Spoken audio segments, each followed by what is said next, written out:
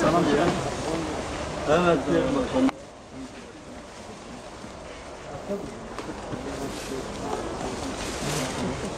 Evet. Onu Seher Hanım yapmış.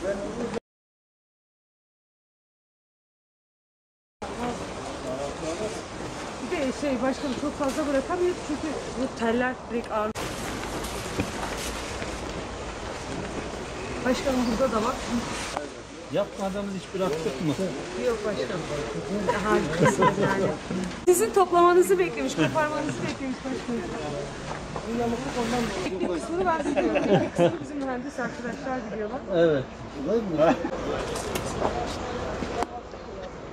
Başkanım burada daha kebaplık patlıcanı. Şu patlıcanın güzelliğine bak.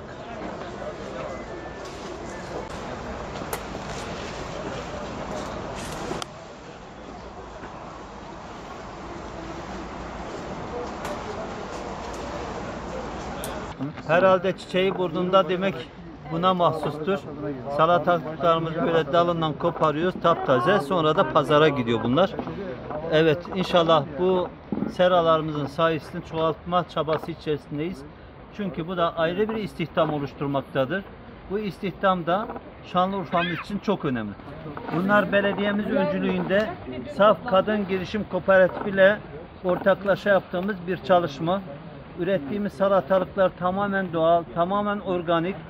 Bunlar burada istihdam ettiğimiz çevre halkından çalışanlarımız var. Ve şimdi de hasadı topluyoruz. Allah memleketimiz için hayırlı uğurlu etsin diyoruz. Hadi bakalım. Birlikte yetiştirdi. Hep birlikte.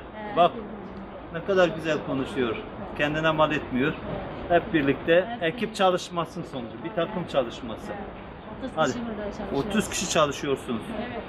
Hadi Allah kolaylık versin. Elinize kolunuza sağlık.